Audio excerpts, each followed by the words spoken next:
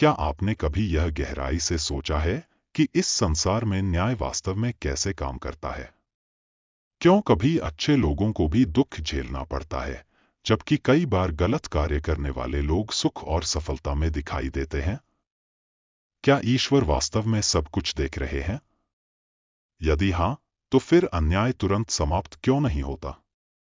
और यदि कर्मों का फल निश्चित है, तो वह हर बार तुरंत दिखाई क्यों नहीं देता? यही प्रश्न मनुष्य को ईश्वर के न्याय और कर्म के विधान के उस गहरे रहस्य तक ले जाते हैं, जिसे सनातन धर्म ने अस्तित्व का एक अटल नियम माना है। अक्सर लोग ईश्वर के न्याय को मानव न्याय की तरह समझते हैं, जैसे कोई ऊपर बैठा हुआ दंड देने वाला न्यायाधीश हर अच्छे और बुरे कर्म का तुरंत फैसला कर रहा हो। लेकिन सनातन दर्शन का दृष्टिकोण इससे कहीं अधिक सूक्ष्म और गहरा है। यहाँ ईश्वर का न्याय किसी भावनात्मक प्रतिक्रिया पर नहीं, बल्कि चेतना, कर्म और ब्रह्मांडीय संतुलन के नियमों पर आधारित माना गया है। यह न्याय केवल दंड देने के लिए नहीं, बल्कि आत्मा को जागरूक बनाने और संतुलन बनाए रखने के लिए कार्य करता है। तो आइए, इस अत्यंत गहरे और दिव्य विषय को 5 महान रहस्यों के माध्यम से विस्तार से समझते हैं। पहला रहस्य, ईश्वर का न्याय क्या है? दंड नहीं, ब्रह्मांडीय संतुलन का नियम। सबसे पहले यह समझना आवश्यक है कि सनातन धर्म में ईश्वर का न्याय केवल सजा और पुरस्कार की व्यवस्था नहीं है। यह एक गहरा ब्रह्मांडीय संतुलन है। जैसे प्रकृति के नियम हर व्यक्ति पर समान रूप से लागू होते हैं, गुरुत्वाकर्षण यह नहीं देखता कि कौन अच्छा है और कौन बुरा, वैसे ही कर्म का नियम भी निष्पक्ष रूप से कार्य करता है। हर विचार, हर भावना और हर कर्म एक ऊर्जा उत्पन्न करता है, और वही ऊर्जा किसी न किसी रूप में वापस लौटती है। यही कर्म और फल का सिद्धांत है। ईश्वर का न्याय भावनात्मक पक्षपात नहीं, बल्कि कारण और परिणाम की एक अत्यंत सूक्ष्म व्यवस्था है। इसलिए सनातन धर्म कहता है कि कोई भी कर्म व्यर्थ नहीं जाता। चाहे वह छोटा हो या बड़ा, उसका प्रभाव चेतना और जीवन पर अवश्य पड़ता है। दूसरा रहस्य, कर्म का फल तुरंत क्यों नहीं मिलता? यह सबसे सामान्य और गहरा प्रश्न है। यदि कर्म का नियम सत्य है, तो फिर अच्छे लोगों को तुरंत सुख और बुरे लोगों को तुरंत दंड क्यों नहीं मिलता? इसका उत्तर समय और चेतना की गहराई में छिपा है। हर बीज बोने के तुरंत बाद फल नहीं देता। कुछ बीज जल्दी उगते हैं, कुछ को समय लगता है। उसी प्रकार कर्म भी अलग अलग स्तरों पर फल देते हैं। कुछ कर्मों का परिणाम तुरंत दिखाई देता है, जबकि कुछ का प्रभाव लंबे समय बाद प्रकट होता है। कई बार व्यक्ति केवल वर्तमान जीवन की घटनाओं को देखकर न्याय को समझना चाहता है, लेकिन सनातन दर्शन चेतना की यात्रा को बहुत व्यापक रूप में देखता है।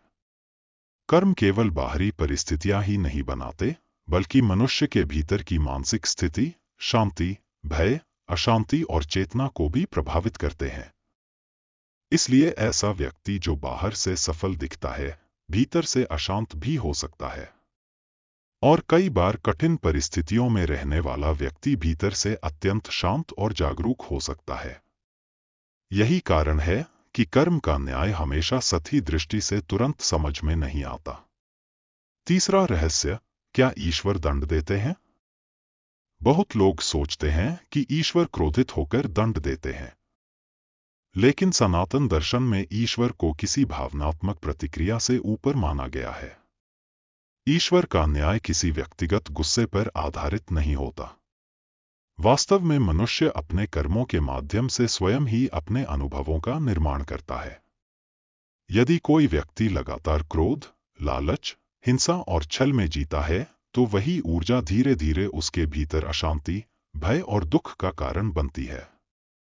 यह दंड बाहर से थोपा हुआ नहीं, बल्कि चेतना की स्वाभाविक प्रतिक्रिया है। जैसे गलत भोजन शरीर को बीमार कर देता है, वैसे ही गलत कर्म चेतना को असंतुलित कर देते हैं। इसलिए सनातन धर्म कहता है कि ईश्वर दंड देने के लिए नहीं, बल्कि संतुलन बनाए रखने के लिए कार्य करते हैं। कर्म का नियम स्वयं ही न्याय का कार्य करता है। चौथा रहस्य, धर्म का संतुलन और ईश्वर का हस्तक्षेप। अब प्रश्न उठता है कि यदि कर्म का नियम स्वयं कार्य कर रहा है तो फिर ईश्वर अवतार क्यों लेते हैं? इसका उत्तर धर्म के संतुलन में छिपा है। जब समाज में अधर्म, अन्याय और अज्ञान अत्यधिक बढ़ जाता है, तब केवल व्यक्तिगत कर्मों का संतुलन पर्याप्त नहीं रह जाता। तब चेतना के बड़े स्तर पर संतुलन स्थापित करने की आवश्यकता होती है। यही कारण है कि श्री कृष्ण ने गीता में कहा, यदा यदा ही धर्मस्य ग्लानिर्भवति, अर्थात जब जब धर्म की हानि होती है तब तब मैं अवतार लेता हूं। ईश्वर का हस्तक्षेप केवल दंड देने के लिए नहीं, बल्कि धर्म की पुनर्स्थापना और चेतना को जागृत करने के लिए होता है। यह हमें यह भी सिखाता है कि न्याय केवल व्यक्तिगत स्तर पर नहीं, बल्कि सामूहिक चेतना और समाज के संतुलन से भी जुड़ा हुआ है। पांचवा रहस्य, कर्म से मुक्ति और चेतना का परिवर्तन। अब सबसे गहरे रहस्य पर आइए। यदि हर कर्म फल देता है, तो क्या मनुष्य हमेशा कर्मों के चक्र में बंधा रहेगा? सनातन धर्म कहता है कि कर्म से मुक्ति संभव है, लेकिन केवल बाहरी कर्म बदलने से नहीं, चेतना बदलने से। जब मनुष्य जागरूक होकर कर्म करना शुरू करता है, जब वह स्वार्थ, अहंकार और आसक्ति से ऊपर उठने लगता है, तब धीरे धीरे कर्म का बंधन कमजोर होने लगता है। निष्काम कर्म, भक्ति, ध्यान और आत्मबोध मनुष्य को उस अवस्था की ओर ले जाते हैं जहां कर्म होते हुए भी भीतर बंधन नहीं बनता। यही गीता का सबसे गहरा संदेश है, कर्म करो, लेकिन आसक्ति से मुक्त होकर। तब व्यक्ति केवल फल के भय या लालच से नहीं, बल्कि धर्म और जागरूकता से प्रेरित होकर जीवन जीता है। यही आंतरिक स्वतंत्रता ईश्वर के न्याय को समझने की कुंजी है। निष्कर्ष, ईश्वर का न्याय कोई भावनात्मक दंड व्यवस्था नहीं, बल्कि ब्रह्मांडीय संतुलन और कर्म के नियम पर आधारित एक गहरा सत्य है। हर कर्म, हर विचार और हर भावना चेतना में एक प्रभाव उत्पन्न करती है, और वही प्रभाव किसी न किसी रूप में वापस लौटता है। कर्म का फल हमेशा तुरंत दिखाई नहीं देता, क्योंकि जीवन केवल बाहरी घटनाओं तक सीमित नहीं है। ईश्वर का न्याय दंड देने के लिए नहीं, बल्कि चेतना को जागरूक करने और धर्म का संतुलन बनाए रखने के लिए कार्य करता है। और अंततः सनातन धर्म हमें यह सिखाता है कि सबसे बड़ा न्याय बाहरी नहीं, बल्कि भीतर की चेतना में होता है।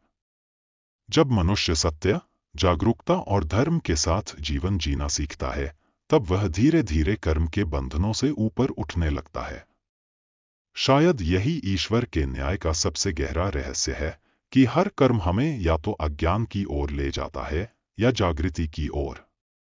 धीरे धीरे साधक यह समझने लगता है कि ईश्वर का न्याय किसी मनुष्य की तरह क्रोध, पक्षपात या भावनाओं से संचालित नहीं होता। यह प्रकृति के नियमों की तरह निष्पक्ष और संतुलित है। जैसे अग्नि हर व्यक्ति को समान रूप से जलाती है और गुरुत्वाकर्षण हर वस्तु पर समान रूप से कार्य करता है, वैसे ही कर्म का नियम भी हर जीव पर समान रूप से लागू होता है। कई बार मनुष्य यह सोचकर भ्रमित हो जाता है कि अच्छे लोगों के साथ बुरा क्यों होता है और बुरे लोग सुखी क्यों दिखाई देते हैं। लेकिन सनातन दृष्टि में जीवन केवल एक क्षण या एक घटना नहीं है। कर्म का प्रभाव बहुत गहरा और विस्तृत होता है, जो समय, परिस्थितियों और चेतना के अनेक स्तरों पर कार्य करता है। हर परिणाम तुरंत दिखाई दे, यह आवश्यक नहीं। कुछ कर्मों का फल तुरंत मिलता है, कुछ का समय लेकर प्रकट होता है, और कुछ चेतना के भीतर परिवर्तन के रूप में कार्य करते हैं। ईश्वर का न्याय केवल बाहरी घटनाओं तक सीमित नहीं है। कई बार सबसे बड़ा दंड भीतर की अशांति होती है, और सबसे बड़ा पुरस्कार भीतर की शांति। यदि किसी व्यक्ति के पास सब कुछ हो, लेकिन उसके भीतर भय, क्रोध और अशांति भरी हो, तो वह वास्तव में सुखी नहीं हो सकता। वहीं यदि कोई व्यक्ति कठिन परिस्थितियों में भी शांत, संतुलित और जागरूक है, तो वही वास्तविक आंतरिक संतुलन का अनुभव कर रहा है। सनातन धर्म हमें यह भी सिखाता है कि कर्म का उद्देश्य केवल फल देना नहीं, बल्कि चेतना को विकसित करना है। हर अनुभव, चाहे सुख हो या दुख, मनुष्य को कुछ सिखाने की क्षमता रखता है। जब व्यक्ति बार बार अपने कर्मों के परिणामों को देखता है, तब धीरे धीरे उसके भीतर विवेक जागने लगता है। वह समझने लगता है कि धर्म केवल धार्मिक नियम नहीं, बल्कि चेतना को संतुलित रखने का मार्ग है। यही कारण है कि ऋषियों ने जागरूक कर्म पर इतना जोर दिया। जब मनुष्य बिना जागरूकता के कर्म करता है, तब वह बंधन पैदा करता है। लेकिन जब वही कर्म सत्य, करुणा और समर्पण के साथ किए जाते हैं, तब वे चेतना को मुक्त करने लगते हैं। धीरे धीरे साधक अनुभव करता है कि ईश्वर का न्याय बाहर से थोपा गया दंड नहीं, बल्कि स्वयं जीवन का संतुलन है। हर कर्म उसी संतुलन का हिस्सा बनता है। और जब मनुष्य इस सत्य को समझ लेता है, तब वह केवल फल की चिंता में नहीं जीता, बल्कि अपने हर विचार और कर्म को अधिक जागरूकता से करने लगता है। और अंततः ईश्वर का न्याय भय पैदा करने के लिए नहीं, बल्कि मनुष्य को उसके वास्तविक स्वरूप की ओर जगाने के लिए है। हर कर्म एक बीज है, और हर बीज कभी न कभी फल बनकर लौटता है। इसलिए जीवन का सबसे गहरा ज्ञान यही है कि धर्म, सत्य और जागरूकता के साथ किया गया कर्म ही अंततः मनुष्य को भीतर से मुक्त करता है। कमेंट्स में जरूर बताइए, क्या आपने कभी अपने जीवन में ऐसा अनुभव किया है जहां समय के बाद आपको किसी कर्म का गहरा परिणाम समझ में आया हो? अगर यह गहन चर्चा आपकी चेतना को छू गई हो, तो इसे जरूर साझा करें और स्काई दिव्या रहस्य के साथ इस दिव्य यात्रा में आगे बढ़ते रहें।